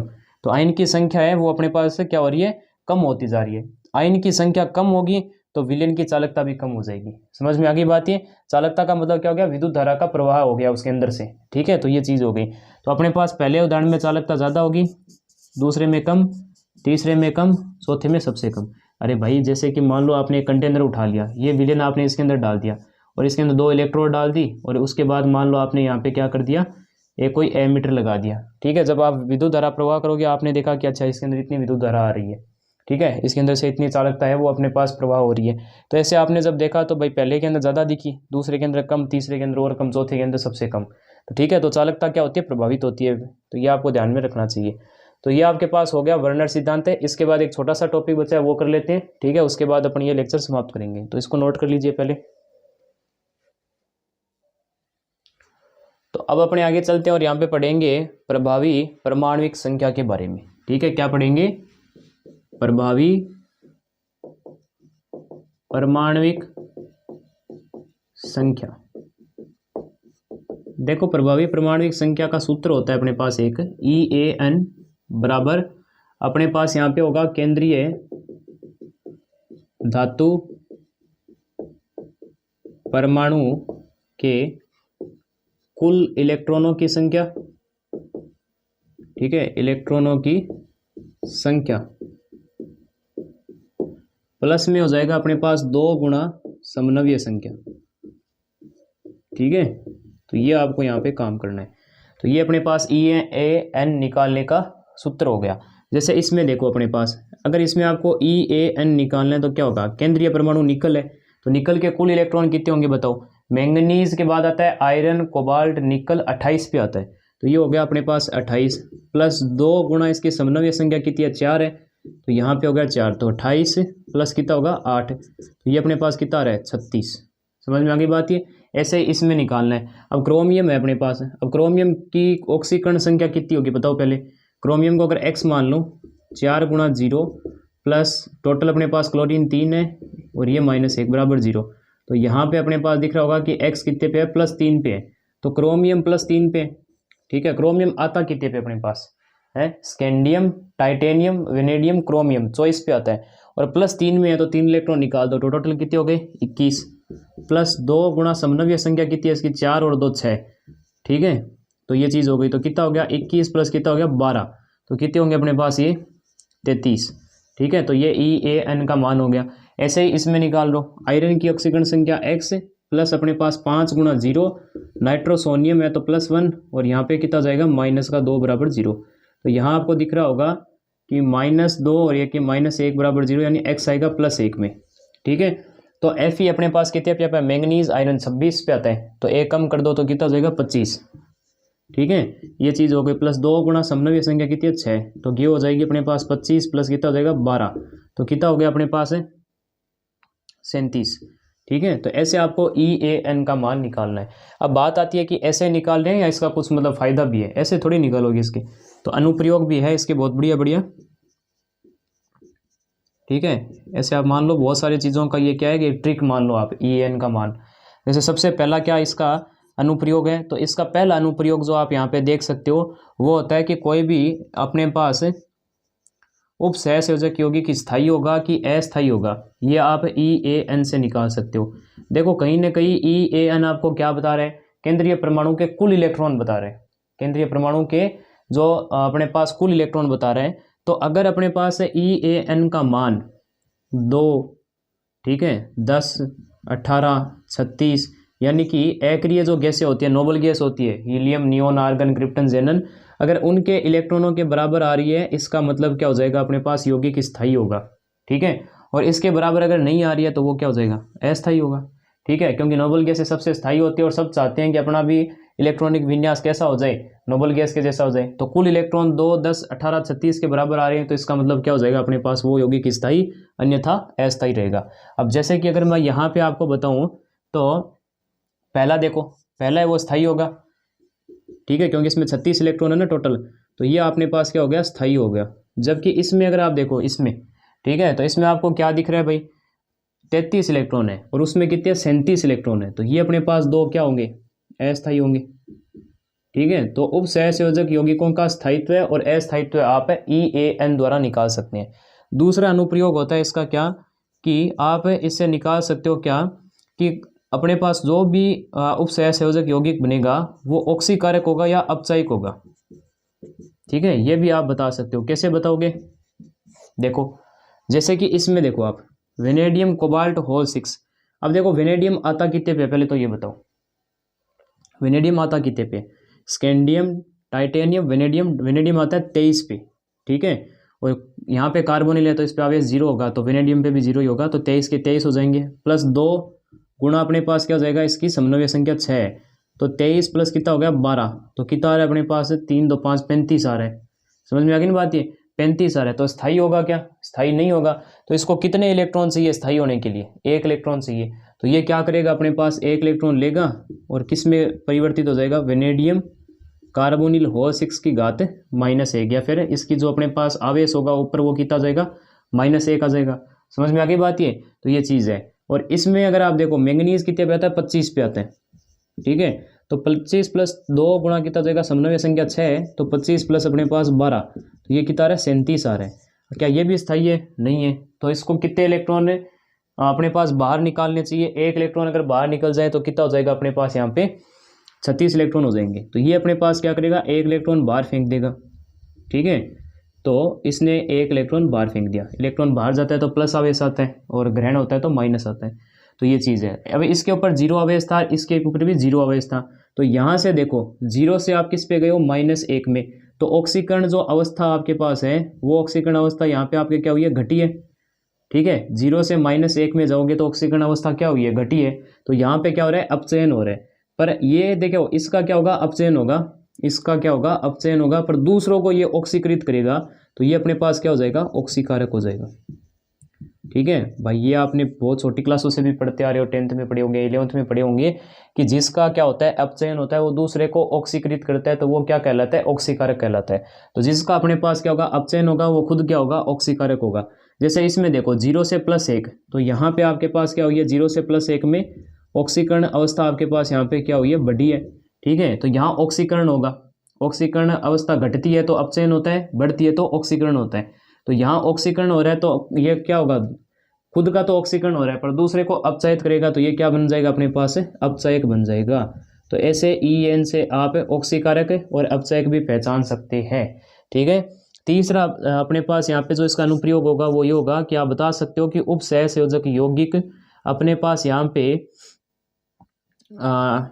पे एकल, ठीक है, या फिर ऐसे लिख दो आप कि उप सहसंयोजक यौगिक एक नाभिक में रहेगा। ठीक है, एक नाभिकीय रूप में रहेगा या फिर बहुनाभिकीय रूप में रहेगा, ये भी आप बता सकते हैं।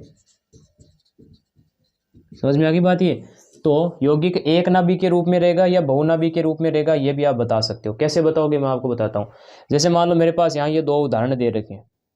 ठीक है, दो उदाहरण दे रखे हैं। मान लो मैंने एक डब्बा लिया और उस डब्बे के अंदर मान लो मैंने ये यौगिक डाल दिया, कौन सा, Fe कार्बोनिल होल 5 ये डाल दिया, केवल एकदम शुद्ध रूप में मान लो यही डाल रखा है। तो अब ये एक नाभिक के रूप में रहेगा या बहुनाभिक के रूप में रहेगा वो बताना है। कैसे बताओगे? अब देखो ये आयरन है, आयरन आएगा अपने पास कितने पे, मैंगनीज आयरन 26 पे आता है, प्लस कार्बोनिल है और यहाँ पे 5 समनव्य संख्या है, तो 2 गुणा 5 कर दो तो क्या होगा, 26 प्लस 10 तो कितना हो रहा है, 36। ठीक है, तो 36 आ रहा है तो ये स्थायी हो गया ना। ठीक है, ये क्या हो गया अपने पास, स्थायी हो गया, तो ये इसी रूप में ही रहेगा। ठीक है, तो ये अपने पास इसी रूप में रहेगा, तो इसको अपन क्या बोलते हैं, एक नाभिकीय रूप बोलते हैं। एक नाभिकीय रूप का क्या मतलब है कि यहाँ पे अपने पास ये अपने इसी रूप में ही स्थायी रहेगा। ठीक है, जैसे इस उदाहरण में देखो, आप ज़्यादा समझ में आएगा। कोबाल्ट है, ठीक है, तो मैंगनीज आयरन कोबाल्ट कितने पे आता है, 27 पे, तो ये हो गया अपने पास 27 है। और यहाँ पे अगर देखो तो 2 गुणा क्या हो जाएगा, समन्वय संख्या 4, तो 27 प्लस 8, ठीक है, तो कितना होगा अपने पास बताओ, यहाँ पे 35 हो गया। ठीक है, अब 35 हो गया तो इसको एक इलेक्ट्रॉन और चाहिए, पर ये इलेक्ट्रॉन देगा या लेगा किससे, अगर शुद्ध रूप में अगर मैं इसको इसमें डाल देता, इस बक्से में मान लो अब इस बार इसको डाल दिया शुद्ध रूप में, तो अपने पास टोटल इलेक्ट्रॉन 35 है, इसको 36 चाहिए, तो ये क्या करेगा, ये ऐसे कुछ करेगा कि ये कोबाल्ट है और ये अपने पास इससे क्या है, CO होल 4 है, और इधर भी क्या होगा, CO और यहाँ पे कार्बोनिल होल 4, भाई ये कोबाल्ट है ये कार्बोनिल है, तो ये चीज़ हो गई। तो ये क्या करेगा, ये कोबाल्ट इस कोबाल्ट के साथ क्या करेगा, एक एक इलेक्ट्रॉन की साझेदारी कर लेगा, जिससे क्या होगा, इसके पास भी 36 इलेक्ट्रॉन हो जाएंगे, उसके पास भी 36 इलेक्ट्रॉन हो जाएंगे, तो अपने पास दो परमाणु क्या हो गए, एक साथ जुड़ गए, तो इसको अपने बोल देंगे द्विनाभिकीय रूप बोल देंगे। समझ में आ गई? तो ये द्विनाभिकीय और ये अपने पास क्या हो जाएगा, एकल नाभिक के रूप में रहेगा। तो एक नाभिकीय या बहुनाभिक के रूप में रहेगा, ये भी आप बता सकते हो EAN से। तो स्थायित्व क्रम बता सकते हो, ऑक्सीकारक अपचयक बता सकते हो, एक नाभिक के रूप में रहेगा या बहुनाभिक के रूप में रहेगा, ये भी आप बता सकते हो। ठीक है, तो ये चीज़ हो गई। तो ये लेक्चर अपन यहीं समाप्त करते हैं और वर्नर सिद्धांत तक अपन ने कर लिया है, और नेक्स्ट लेक्चर अपने पास जल्दी आएगा, जो कि किस पे रहेगा, अपने पास VBT पे, CFT पे और समावयवता पे। ठीक है, तो नेक्स्ट लेक्चर जल्दी आएगा, तब तक के लिए पढ़ाई करते रहें। जय राजस्थान।